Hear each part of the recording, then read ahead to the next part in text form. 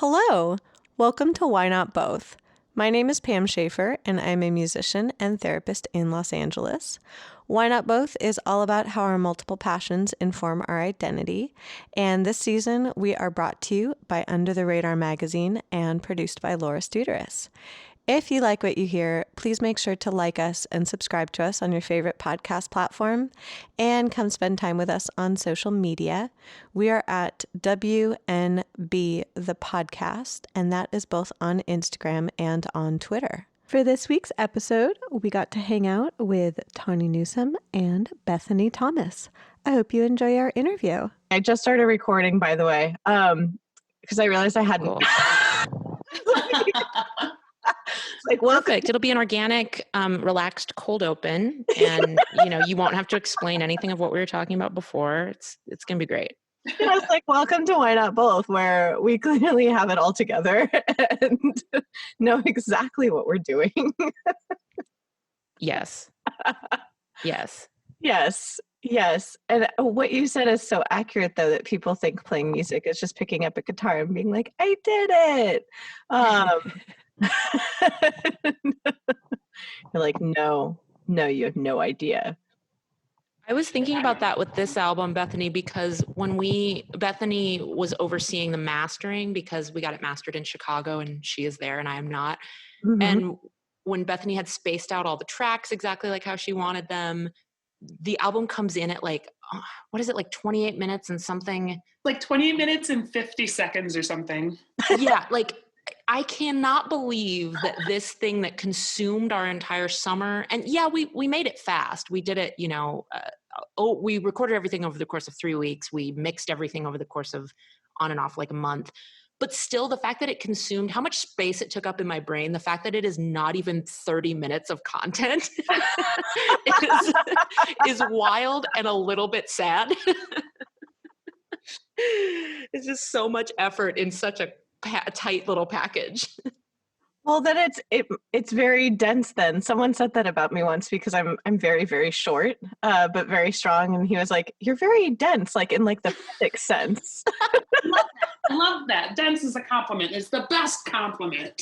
Yeah. Yes. It means you pack a lot of punch. Dense. Yes. So your album just must be dense in the physics sense. Can we use that as a pull quote from now on? Dense in the physics sense. Yes. Because you have to specify, because at first he's like, wow, you're really dense. And I was like, pardon?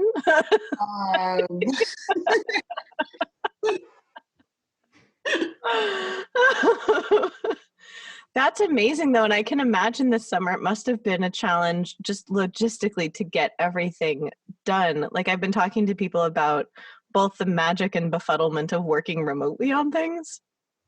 Oh, sure. Yeah.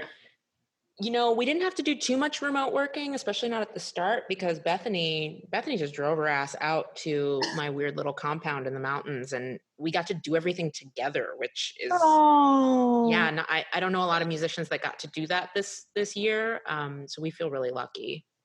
That's amazing. And I love that you have a compound in the mountains. That only sounds like slightly malevolent. Look, you got to be prepared. Everything's falling to shit. You got to be prepared, okay? I was like, I just have my parents' house in the valley. That sounds like way less fortified. Yeah, you can, there's some tweaks that you can make to, really make it a bunker if you want. Never too safe. Exactly. What was the process like of recording during all of this? Because the two of you also do multiple other things. That's pretty much, by the way, the thesis of the podcast in the before times was, how do you balance doing multiple things? And now it's, how is life? Yeah. Well, we wouldn't have been able to do this if all of our jobs hadn't been canceled or postponed. Right. I was supposed to do a show in Chicago in the spring and something in Philadelphia in the summer. And Tawny, I'm sure, had multiple red carpet events. Oh, so many. So many. Every carpet, all red. Well, I did have horses to ride. These are all true statements. Yeah, I had 2 shows premiere this year, one on Netflix and one on CBS, and I have never had shows quite of that like size. I've had other shows premiere, but like these were 2 kind of bigger things in my career. And Yeah. I started having so many people apologizing to me and just feeling so, they were like, oh my gosh, what an incredible year this would have been for you. Oh, it would have been so amazing. I'm so sad for you. And after a while I was like, I don't feel sad. I feel really good. Everyone please stop trying to make me feel sad. Yeah. But I I was like like, it's fine. I don't know any better. Please stop talking about all the fun I should be having. that's hilarious that they didn't even check in to see if you were sad. They were just like, we're just going to assume. And you're like, I was actually okay. I was like, I feel great. I feel like I got to put out 2 things that I love and then, watch them. And then I got to stay home. Like, it's been fine. How did that feel? It's strange because sometimes putting out work, it's like, it feels like it's in a vacuum sometimes unless we have those events. But it sounds like in some ways you were able to see like the fruits of your labor anyway. And you're like, sweet. And I get to be in my jammies. Yeah, I mean, I did a lot of pantsless press, I did a lot of Zoom press. It's nice to be on like Good Morning Australia or whatever and literally be in your underwear from the waist down. So I wouldn't trade that in. I'm not at the stage, I'm like, heck yes. Yeah, right? Like it kind of changed things for me where press used to be like press days for me used to be not stressful because I ultimately like, I don't know, I feel like relatively comfortable in front of shit, but uh, they just can be annoying because everyone's kind of like tense and people are worried about every little thing that you're going to say. And like, I just don't operate like that. So to be able to do it from my house, and then anytime I did say something that was a little spoilery or a little outside of what various marketing departments wanted me to say, they kind of couldn't. I mean, they're far away. So like maybe they'd send me an email, but nobody was like in your face being like, hey, so the talking points we really want to stick to, it just, Right. I felt more autonomy for sure. That's awesome. Yeah, I hear from my fellow, I, by the way, quite accidentally, I'm a journalist now, apparently. One of my friends was like, oh, did you always want to do music journalism? And I was like, I'm a music journalist? Yeah, all of a sudden when you do a podcast, suddenly people think you're a journalist for some reason. Yeah, I'm like, nah, I'm in favor of no pants and sitting in your living room talking to people. That's That's the way to do it. Yeah. Bethany, have you done any pantsless events lately? I don't think I have. Oh, you gotta do it, man. Take off those pants. Peer pressure, no pants. Okay, guys, I'll take off my pants. Woo! Yeah. Oh my gosh, that cat just came in the room. She's being loud. Shut up, Harley. Hi, Harley. You can't, if you're in here, you have to shut up. Harley's like, can I join the no pants party? I never wear pants. I'm a cat. That is exactly what she's trying to say. Good point. I don't live in the middle of nowhere. I walk past my window with no pants, and anybody who's in the park across the street sees me in no pants. So I wear pants a little bit. Sure. That's an important consideration.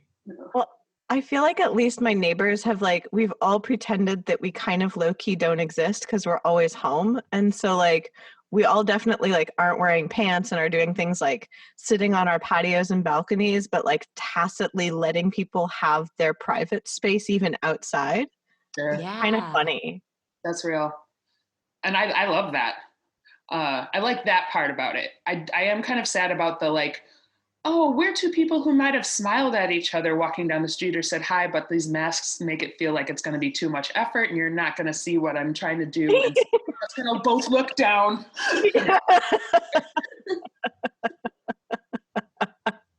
I've had those interactions where I'm like, I'm smiling, but it might just look like I'm squinting because I have a small face and you can't really tell. So it's really dense. It's very dense. It is packed with emotion that may or may not be misread.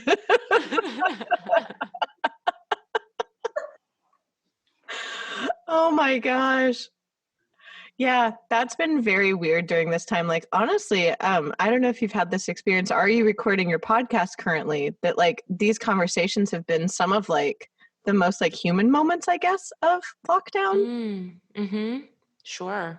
Yeah, I feel that. I feel like sometimes these are the only semi-strangers you get to talk to in a week. It's like doing a podcast.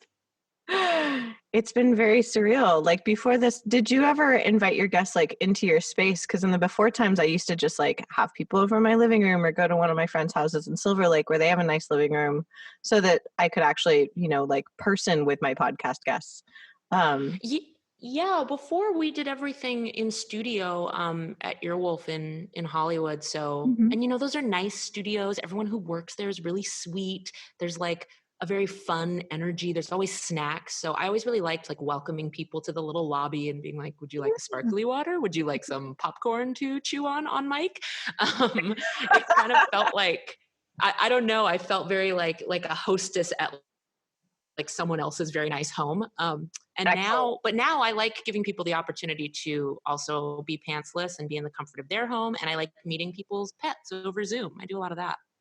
Oh my God. Yeah. Well, we just met Bethany's pet. That's been a delight for me when I'm not podcasting. My day job is that I'm a therapist, which is very interesting during this time. And I've met like everyone's pets, children, significant others.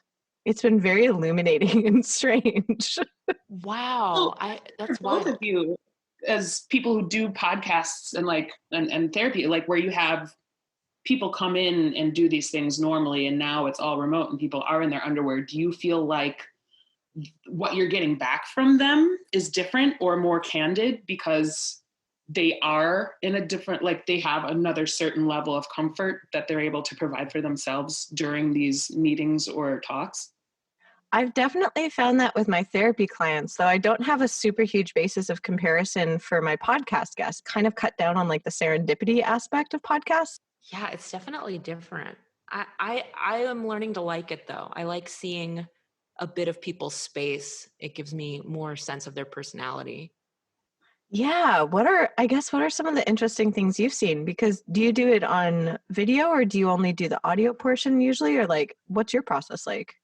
Well, for my pod, Yo, Is This Racist? We do, we only broadcast, what am I trying to say? We only release the audio, but we look at each other just so we don't interrupt each other constantly. Cause I don't know, we're a little like jokey, loose. And so it can get a little cacophonous, mostly my fault. We haven't had a ton of guests lately because it's just been a little complicated with me traveling and stuff. But yeah, like I guess I've just seeing people's, sometimes we'll interview people that I've known for a while, other comedians, or people that I've known their work for a while and maybe don't know them super well. Like we interviewed Roy Wood Jr. and I talked to him twice because he was in Space Force with me. And when we did Mhm. Space Force press, he was staying with his mom down in Birmingham, Alabama. And so he was broadcasting from there and he was just like, I'm in my mom's house. So I was like, oh, cool. I'm like Yeah. seeing your mom's like living room. And That's then adorable. I know. And then when he was back in New York for my pod, I was like, oh, and now this is your space. So yeah, I think getting to see people when they travel. I mean, anyone who's talked to me in the last 2 months has just seen me inside of a weird corporate hotel room in Atlanta. So that's not giving anyone any information about me. So wait, you've been in a hotel this whole time. I'm like, are you living out of a hotel? I've always found that so like weirdly glamorous and also disorienting at the same time. It's not, it's bad. It seems glamorous. It's glamorous for 2 weeks. And then you start to go a little Looney Tunes. But yeah, I'm down here working. I'm picking up on a production that had to stop filming back in March, like everything did. And now they are cautiously and very safely starting back up again. So we're all isolated in our little, apartment, hotel condo thingies. And Wow. yeah, it's weird. It's real weird. Yeah, I was like, what's that like being back on set? So are you all like potted together then? Or like, Sort of. There's a ton of like protocols and stuff. It's so hard to do things. Film sets can be really chaotic. So to do it yeah, safely, there's just a lot of protocol and rules. So yeah, they're doing their best, and things are moving slower than usual, so that they can make sure everything stays really safe. sure. But I've been grateful to have music stuff to talk to, and Bethany and I have been like sending video messages back and forth to each other because I'm just in here like talking to myself. You know, I don't have my cat here. Normally my cat I talk to, so Bethany's been kind enough to message with me so that I don't lose my mind. Oh, I was like, Ian, what have you been up to? Because I'm like, you're not trapped in a hotel room, but I'm like, that's really sweet. I was just like, I'm glad you have a lifeline. Definitely. What have you been doing, Bethany? Well, I'm at home. I'm in Chicago. I live in Humboldt Park. I've got a lot of nice space and a lovely roommate, and my house is all right. It's okay. I've been home. I played, like, my band played a show live in a venue this week for like a live stream thing. And that was kind of fun. We hadn't played together. This is my solo band project. So that's fun. There's been little things like that. Making videos for theater companies that need content and stuff like that. I'm gonna do like a radio play of Christmas Carol for the holidays. Oh, that's fun. Like, that's so sweet. Who are you playing? Oh, I'm Ghost of Christmas Present. This will be my third turn as present. I'm fantastic. I like that you found your niche there. Yeah. I'll play it till I die, which I think fine for that show. I like that. I was like, is that really the end, though? You are the Ghost of Christmas Present. Like, you can just keep going. Thousands of brothers and sisters of Christmases past. I don't remember all the lines, but yeah, each year I'll just be a different one. And you are born and you die throughout the span of the show. So yeah, I've really just, like, besides working on music, it's been like, well, what are the theaters doing since there's no theater? What do they need? Will this pay me? Is this worth it, the effort? Those are the questions. Will this pay me? And is it worth the effort? And sometimes they don't have to align. There was a little bit of like doing, like, not like masterclass stuff, but really just workshop kind of things, like Zoom workshops talking about musical theater or performance or like mic technique and stuff like that. And those are weird because anybody can just sign up and then you're chilling in your room with just anybody listening to you, and they might not care about what you're talking about. I don't know why some of them come. There's been some weird stuff. But we're all figuring out what actually makes sense to do and what is something that people actually want to watch, I think. Yeah, when you said that, oh, I'm sorry. I just interrupted you, Tawny, I think. No, maybe I hiccuped. I'm sorry. It's funny when you said the thing about interrupting. I'm like, growing up in a Jewish household, I'm like, I don't really understand conversations that don't have interruptions. Yeah. Yeah, and I'm a podcaster, so interrupting is half of the content, I think. How else to let someone know they're done talking? Look, Bethany and I have just been interrupted by so many men in the rock and roll world for so many years. We're just paying it back. We're paying back the favor. There you go. There you go. When someone will actually use you about your own gear, process, songs, etc., and you're like, cool. This is great. Love this.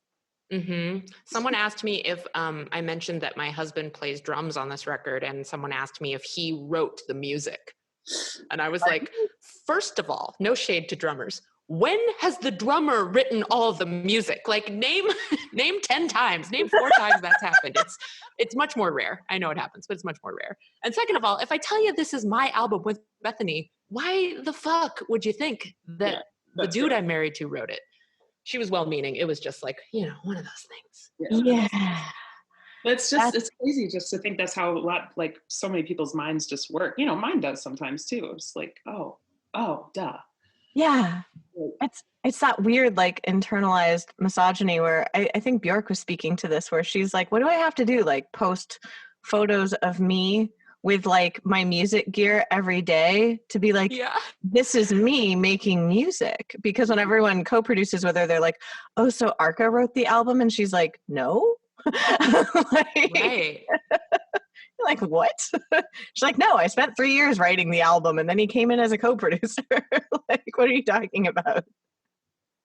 Yeah. I think we don't have enough normalized mainstream images of the way that women and the way that women of color especially write, especially of music of this type, because we have a lot of normalized images of singers with producers and, you know, being purely a vocalist, even if you've written the lyrics, like we understand what that relationship looks like because, you know, TV and film has perpetuated that.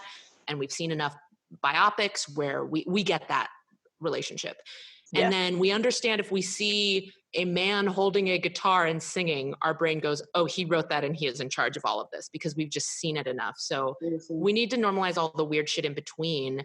And that's something that Bethany and I have been fighting and working on for a long time, which is like, no, I mean, Bethany released an album right before this album that she wrote, and she has incredible collaborators and incredible instrumentalists, but like it is all from her brain. Like she is the architect of the whole thing. And then she invited people in to add to it. Right. So yeah, just more of that. I just made the face of like, heck yeah, Bethany. It's really good. It's called BT She Her. Go get that one too, everybody. Yeah. It's like, yeah, the name, I was like, I would like to claim all of this, please. me. No, that's not why I made that name. But yes, what Tawny is saying is so true. And I feel like, Tawny, you like tweeted something when we had just finished where you were like, I engineered an album. I wouldn't have even figured I could say that until I actually just did it. Like, there's things like this where, like we said, it's just this internalized thing even where you're just like, I can't get over this hump how I haven't seen this before. But I'm really glad she did. I'm glad we did. I'm glad we have. I'm glad a lot of us are. Well, I wouldn't have done it if there wasn't a damn pandemic. Like you said earlier, I would have hired an engineer to come out to my house to help set everything up. But because we couldn't be near strangers, I was like, well, I guess my ass is getting on YouTube and learning about the Glenn Johns drum miking technique. Like, what the fuck? And now, like, I love it. I want to do more of it. I really enjoyed doing it. And you were thriving, my dear. Yes. Oh, we thank you. Oh. And what you said, it's like this weird situation where we don't see women as engineers, which is so baffling to me because when you said that, it sparked in my brain that I was like, oh yeah, when we do see images, it's always like a man at the boards and then like, and now the pretty girl in the vocal booth. Yeah. Yeah, I've been in so many studios. I've never seen a woman engineer or even a studio intern. Now, I know they exist, but I've never seen one in my career. think I have either. Yeah. And I realized when I first started working with my friend Angel, who she is a woman, and an engineer and a producer, and it was such a different vibe. Like now I'm so sad that I was like right before lockdown that I started working in person with her on recording vocals, especially, that it was so different working with a female engineer. She had really like tailored everything to make me feel at ease and make me feel comfortable there. And I was like, oh my God. I don't know about that. Yeah. It was like, it was everything that she like brings to our friendship, but like she brought it to the studio and I was just like, I don't want to work with anyone else but you. I love you. Well, that's so important. Like when it's hard to be comfortable in the studio sometimes, even if you come in knowing what you're doing, it can be a weird place. It can be a weird atmosphere.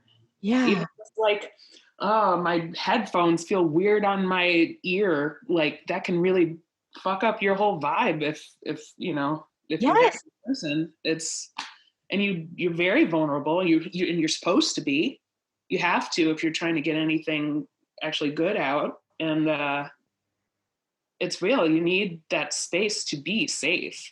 And I'm not saying like the place where I made my album with our friend Packy Lundholm, his studio felt so safe. Like I was able to just go in and like try whatever and not feel afraid of sounding stupid, Right. especially about stuff that I didn't really know the technicalities of. So it's, I'm saying just like, oh, wow, yeah, a woman engineer who's like, it sounds like a lot more thoughtful. I don't know. It feels like you came in and you were able to be comfortable. I kind of just went boop boop with that, but Yeah. Yeah, and her technical expertise is phenomenal. Like that's the thing is it's like I went to her initially because I'd heard her other work, and she's just an amazing engineer. And awesome. but it was like super next level that I was just like, oh, you created an environment where I felt like myself and at ease, and you're technically brilliant. I was like, I will tell everybody about you. Yeah. I was actually going to ask, I was like, I don't know if this is an off mic question or an on mic question, but I want to know now, like, where does she work out of? What's her name? Like, can I do my next project with her? Yeah, she's fucking amazing. Her name is Angel M. Her husband's also an engineer. They got a much bigger space that they're renovating out in the desert, and so that way she can actually have people like stay there and record. Right. So that is that's basically what we did, although we're not like incredible engineers, but we were like, we're going to move out into the middle of nowhere so that we don't have to worry about the neighbors when we play the drums. That was a huge yes for moving out there. So I'm sure she'll love not having to sound treat the hell out of her walls. Oh my God. Yeah, like when you were talking about miking the drums during lockdown, I did much the same thing where normally I would have someone come over and mic my piano. But finally I was just like, I'm just going to do it. Yeah. It's very, it really appeals to a part of my brain of like DIY and like building things. It's not like the creative part, like, writing and making and performing the music. It's very much like the technical mathy side of it. And it really balances it for me. It balances the creation process. Yeah. I found that I actually, it almost gives my mind like a moment to like pause and just have the ideas foment like in the back of my mind as opposed to like trying to push a creative idea out while I'm doing the tech stuff. Sometimes it is cooler if you just push through, but I think for the most part, it's like if you need a rest, take a rest. Yeah. Gosh, yeah.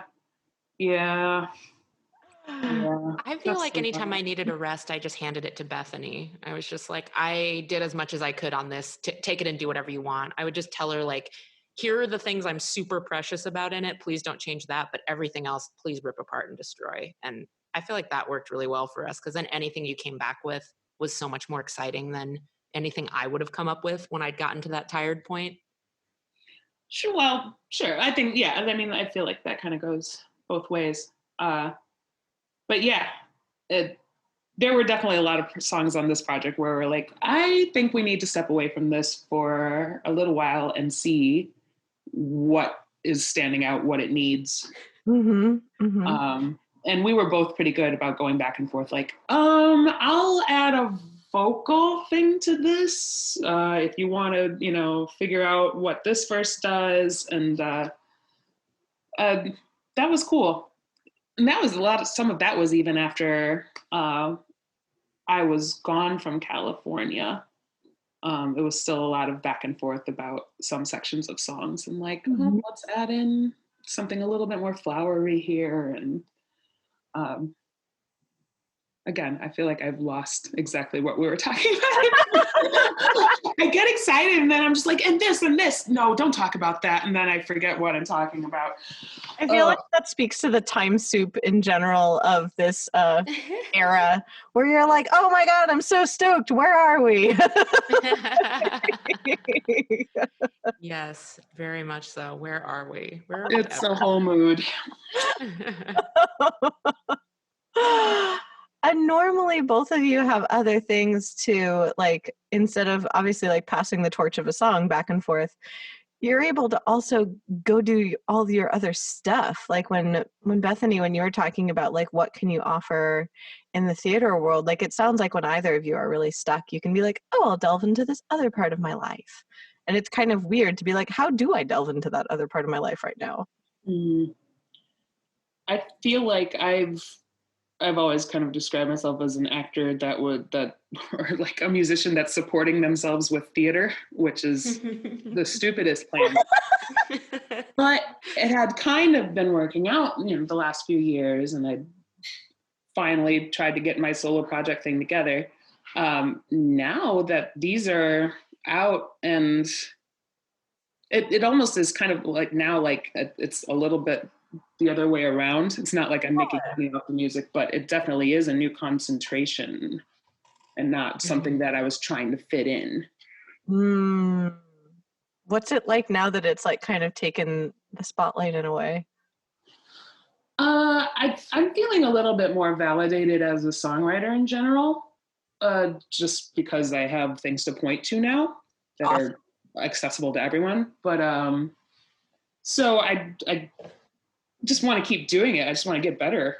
I don't know. I feel like I'm the sort of person where it's there are things that I'm good at, pretty, like, I can try it and it's like, yep, this is something that I feel natural doing and I'm good at this. And then there are the things where it's like, if I want to get good at this, I'm really going to have to work at it. And I don't know if I need to be that good at it, if that's the case.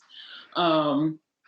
But songwriting and producing, and honestly, just singing, like being a recording artist as opposed to a performance artist, I'm very excited about working on those things and getting very good, even if they didn't come supernaturally at first.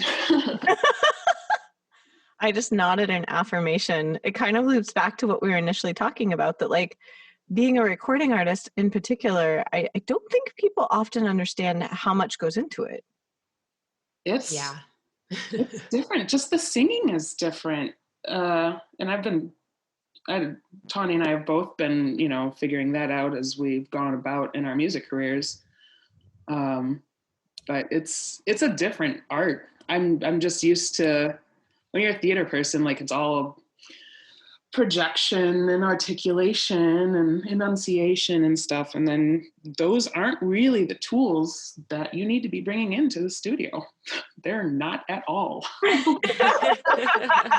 Like an asshole when you bring those into the studio.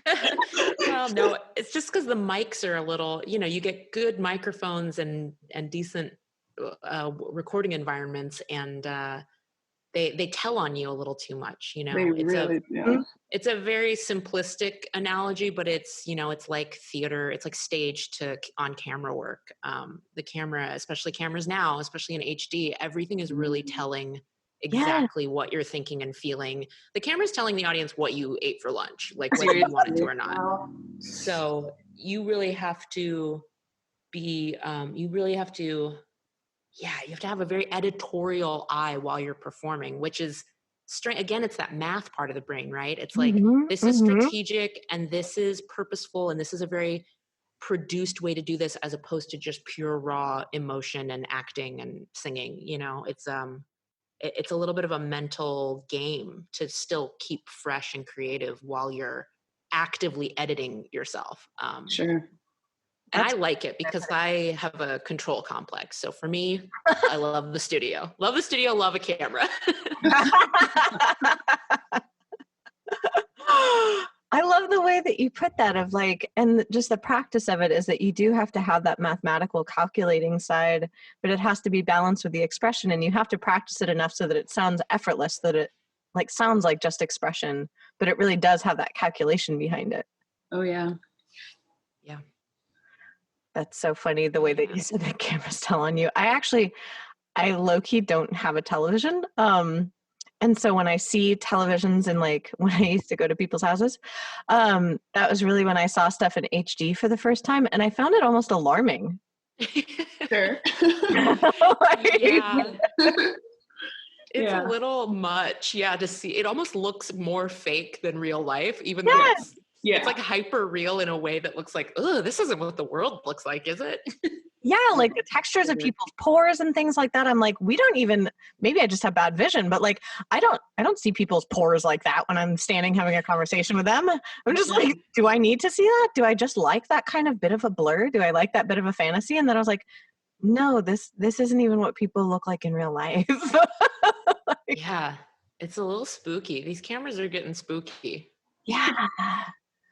Yeah. And what you were saying about like mic technique in the studio, I was wondering if you've used like different vocal mics. Yeah. Yeah. I'm a little bit of an aspiring like gearhead. So I got kind of nerdy about, but well before I knew we were going to do this album together, when I was just kind of like building out my studio, buying a couple of like good workhorse mics. And then I was looking for like my one expensive purchase. This is going to be my vocal mic. I texted a lot with our friend Packy Lundholm, who mixed this album for us, because he's the most knowledgeable person I know when it comes to studio stuff. Mm-hmm. And I kind of cross-referenced his recommendations with some things that I knew about frequency ranges and like what frequency range my voice specifically sits in and where I like to sing. Mm-hmm. And so I used to sing on a Rode NT1 because someone had given it to me, and it was like a decent condenser mic. It Mm-hmm. seemed fine, but I always felt really like bright and brash, and I never knew how to mix it. So with Packy's help and the internet, shout out again to YouTube and the internet. Love the internet. Love it. I settled on an AKG C414, and Mm-hmm. that has made, I mean, the fact that I was able to record all of us, a bunch of drums, like I use that as an overhead for the drums. Oh, nice. I think we used it for, did we have any? Oh, we started with acoustic guitar on one track and then we switched it to electric. But yeah, but it'll do acoustic really well too. That I feel like really rounded out the tones that I always look for in my voice and think like, oh, that's not, I was trying to get across like a darker, warmer sound or something that I would have trouble with on other condenser mics. That one really, I felt like it captured it right for me. And I felt like it could really handle power that Bethany has, because Bethany has a wider range than me and a lot more like power and volume. And it's become like I feel like I'm doing a commercial for this. But it really made recording easy. I know. Give me money, AKG. Literally, give me money and microphones. It's like when you find your mic, it's like it's a magical moment because you're like, oh, exactly like you said, that when you're trying to make your voice, when you're trying to bring out certain aspects of your voice and they're just not coming out, and especially when you're trying to then do it afterwards with like different plugins and it's just not working, you're like, wow. Yeah, because we didn't want to produce the shit out of this one, especially like we kind of wanted to keep it a little lo-fi. Like Packy improved upon a lot of stuff that was just some of the failings of my novice tracking, but we did want it to sound like something that we did. Like we wanted it to sound like we made this thing, Yes. And it's so interesting that you're like, well, it took a pandemic, but we engineered our own record. Yeah, anyone want to talk about getting the drums in phase? I'd love to. Let's chat.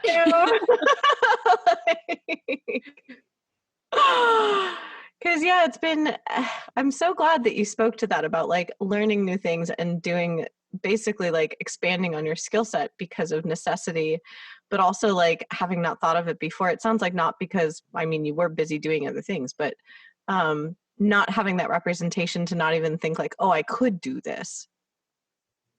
Yeah. I didn't. And the ideas you come up with when you're not limiting yourself immediately, with what you think it'll take to realize them is just invaluable. Like, why can't we do that? People just do whatever they want all the goddamn time. Why can't we?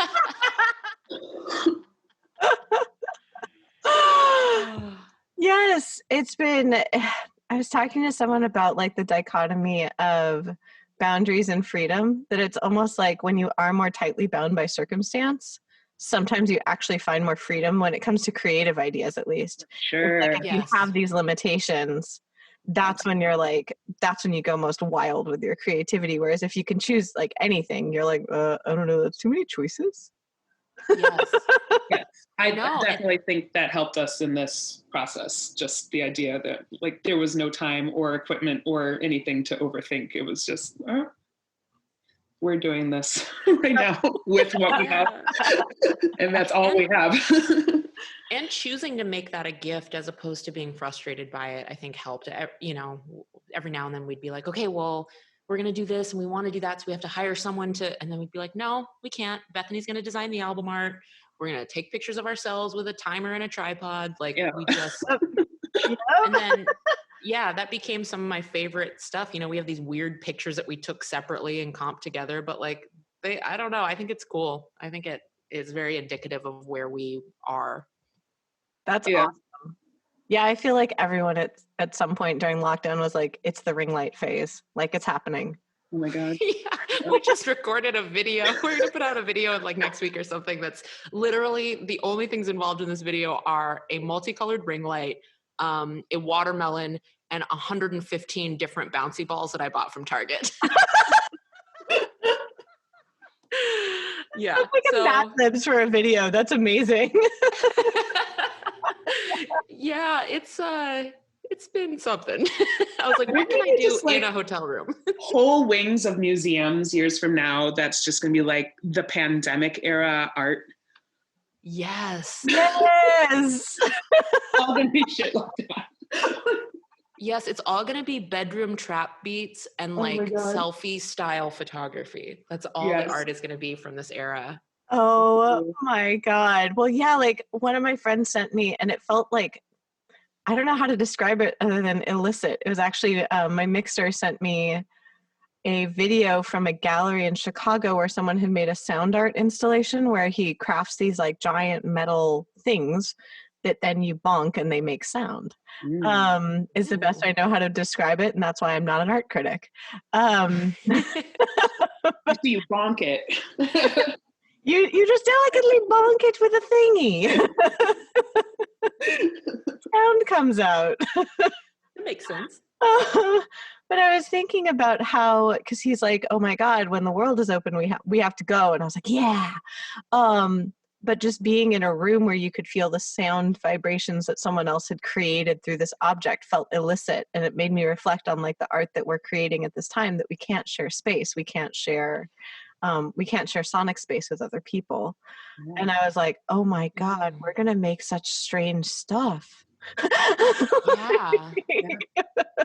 No, you're 100% right. Yeah.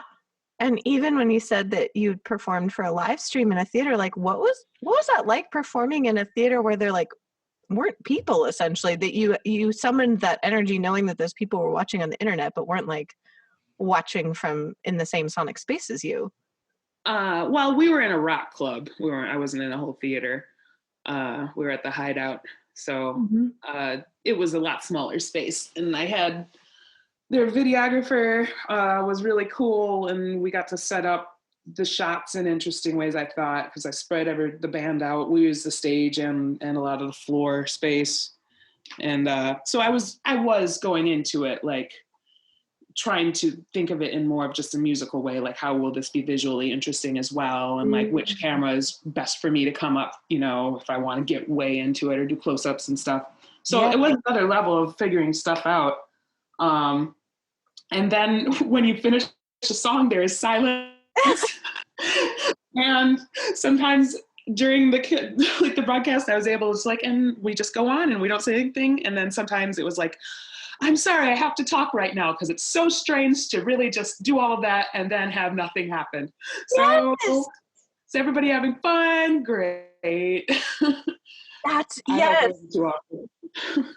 That's what I would imagine is like the in-between moments where usually you get that feedback. Like someone was joking, well, if we do outdoor concerts with cars, is everyone just going to like honk at us? Like when we finish, like, right. It's weird. Yeah. Like then that energy hanging there. It's weird to not get it coming back, to get something, to not hear something. That is very strange. And I'm sure people are getting over it. I'll get over it. But I definitely I felt the need to point it out every time. Shut up, Bethany. Shut up, Bethany. Why? Yeah, and I was thinking about when you were talking, Tawny, when your friends just presumed that you would be sad about your work. I was like, do you get to see, I guess, like people's feedback on the internet or things like that? I was like, what is kind of your barometer? Because you haven't been able to do events. I'm like, what has the reception of your work been in that sphere? Yeah, I mean, well, I voiced an animated cartoon called Star Trek Lower Decks, and like the Star Trek fandom is super vocal and super passionate and engaged. And like, I mean, I feel like they're also like some of the sweetest fans in the world, like just so inclusive and like welcoming. And I almost feel like a worldwide shutdown, like the Star Trek fandom is gonna thrive.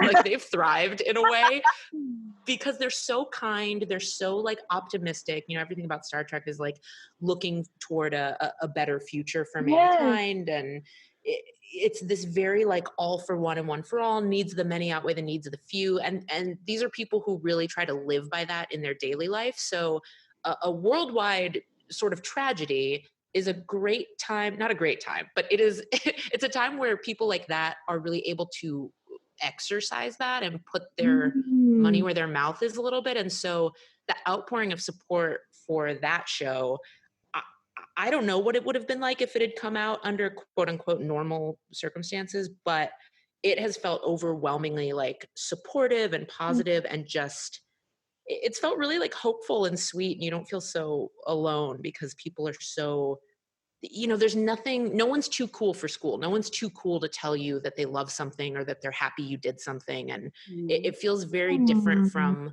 a lot of comedy and a lot of comedy fans where, you know, comedy is kind of like a place where snarky people go to tell you how much they hate everything and then watch every episode. Yep. Yep. But yeah. so the combo of Star Trek and comedy, I was a little like, I wonder how this is going to work. And it's really been some of the most rewarding work I've done. And that is largely due to the fans and the show itself. I mean, I love the show. So yeah, it's been very sweet. And like you said, I feel like that kind of fandom really thrives on the internet, and really right now all we have is the internet. So I'm like, yeah, I could see that. It's kind of like all of us showed up to like weird remote work meetings and Twitch streams and stuff, kind of like, outside is bad, what do we do in here? And like all these Star Trek type people are like, oh, come here, I got you. Yeah. I'll show you how. They're like, welcome, we've been waiting for you. Yeah, they're like, here's how you do an Instagram live. I'm like, thank you. Indoor kids, it's the indoor kids revolution. That's the best way of putting this. Oh, well, what's next for both of you? Like how, like, obviously, like, Tawny, you said like you're in production right now. Bethany, you're like, I'm chilling, doing musical theater stuff from afar. I was like, I'm so curious what everyone's up to for kind of like the last part of the year, because usually this is when the year is like, oh, we have our last big burst of activity and then we wind down. And then so it's like, no one knows what's happening. So I'm just like, oh, what does the end of the year potentially look like for both of you? I'm trying to get Bethany back out to the compound. That's my goal. Yeah, I'll come. Okay, good. I won. I don't know what else I'm going to be doing. I was like, that was easy. That was easy. Yeah, I don't know. I was supposed to have a show. I was supposed to have a holiday show, and I feel like just up until a few months ago, we were all still kind of like, well, maybe the holiday shows will still happen. And obviously they're not. So, yeah, whatever happens for me. That's kind of how I felt this whole summer.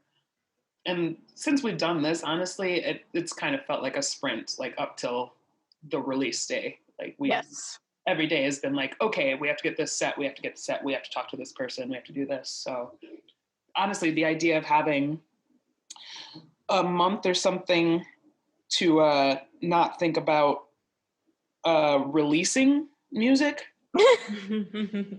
who knows what'll come out of that? You know, like I'm not going to stop thinking about music or the stuff we did or the next thing, but like to not have to think about promoting it for a little while will be really cool.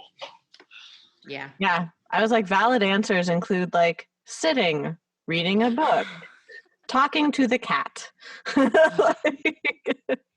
Yeah, I wonder if I will do what I'm very bad at doing, which is slowing down and not feeling like I have to be making something or doing something. Yeah, that's not going to work. You know it and I know it. Yeah, you're right. I gotta try though. It has been a packed year, a year that most people would be like, hey, it's totally okay if you do nothing. And I've tried to do all of the things. So maybe I can give myself a month to really not do anything. I don't know. I don't know how that's gonna shake out though. I'm so curious what that's like. My bestie said the same thing where she's like, so I'm taking 4 days off in a row. Oh. Yeah, Mhm. exactly. And she was just like, I feel strange. Well, see, I think because I feel like, back when I had like all of the day jobs or did all of the like bartending and cater waitering, and I was just dying to like get to act or get to make music. Now that I do that for a living, like taking a day off to me, I'm just like, well, what do you mean? Like, okay, so I don't go to set that day, or I'm not like actively working on promoting something I made before. Well, but I like doing that stuff. So Right. I don't know. It doesn't make sense to me to take like 4 full days off of my favorite things in the world. Like, I don't know. No, I hear you. Yeah. Like, what would that even look like? What would we do? Like, what would you want to watch some sports for 4 days straight and talk about sport? I don't know. I'd have to do something so alien to myself.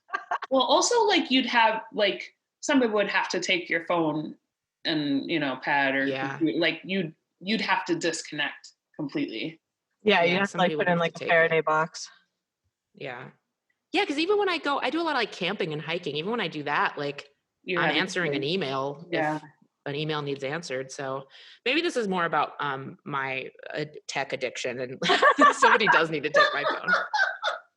Well, it's literally this is your intervention. Exactly. I'm like, you're going to go to the compound. You're going to make black boxes for your phone, or you just toss them in there. You're going to write an article about it later for Wired. The thing at the compound, though, a phone lockbox, a lockbox. Sorry. Yeah. No, keep working on it. But you're almost there. That would be a thing. Yeah. I feel you on that. Like, I take hikes around LA now that things are open again. And now that everything is only somewhat on fire, ? Yeah, that was a bummer. I was like, oh my gosh, the parks are finally open. No, never mind, everything's on fire and we can't breathe. You can't really go outside and no one can come inside. So goodbye. Yeah. I kind of fling my phone into airplane mode. Like I do take it with me because I'm like, what if something terrible happens and I need my cell phone? Even though that makes no sense because like I don't get reception anyway. But I do you just could take a picture of the guy trying to murder you is what exactly. I could be like, I'm by that weird tower on Mulholland. Click. But like I do put it in airplane mode so that I don't feel the need to do stuff with it because then I'm like I'm undoing my own away time. And I do that sometimes when I'm writing, though the tech addiction is real. I found myself like at one point like scrolling through my own photos, like just photos on my own phone. Like the scrolling feeling. And I'm like, what am I doing? Making sure all of those things still happened. like this is my own photo roll. Yeah, no, I do that way too much, and it's always, and then I throw the phone, like, wherever I am. Yes. Like, what's wrong with you? Yeah, just demon device. Blah. I think I'd also like to normalize the fact that we've all of our mental health has degraded a little bit over the course of this year. And some people have done very well. Some people have done better than others at taking care of themselves, but I think it's okay to say that on the balance, most of us, especially if you're any type of empathetic, feeling, thinking, creative person, your mental health has taken a hit. And it's okay to just be like, yeah, I'm a little worse off than I was in January. And that's all right. It's not a failing. I have a hard time feeling like, oh, but I'm so fortunate and I'm so privileged. So I shouldn't have this failing. I shouldn't feel like this, but it's okay to just be like, and I'm fully talking to myself right now to be like, I'm just trapped in this hotel room, losing my mind and just being forced to confront the inside of my own skull. And sometimes it's not pretty. Yeah. So let's all thank you for speaking kind to ourselves. Yes. Yes. Because like I find that, I don't know if you have this experience, but I'll be willing to like extend that grace to other people. But then with myself, I'm like, why? Why am I malfunctioning? And I'm like, oh. Yeah. Yeah. Yeah, it's weird, right? There's a lot of guilt. Yeah, because if Bethany called me and was like, I'm losing my mind, I need someone to talk to, I'd be like, of course, absolutely. I get it. You're right to feel this way. But me doing it to her and being like, hey, will you send these messages back and forth with me because I'm losing it? I have like weird little, like, even though we've known each other for almost 15 years, I have like a little bit of guilt or I don't know. Yeah, just judgment. Yeah. And There's I feel afraid of just like, I don't want to, it's what we're all saying right now. It's just like everybody's got so much stuff on their own brains. It feels ridiculous to try to put yourself on top of somebody else's priority list right now. Without anything. Yeah. Oh, well, I'm glad that the two of you do have that trusting collaborative relationship where you can be like, hello, I'm in a hotel room going bonkers. And you're like, hello, here's some videos. I will go to your compound. Yeah, and making the music is a form of therapy too. So that's been the real therapy this year, is just like, we made a thing and it was what we felt and it represents us. It's very it's very validating.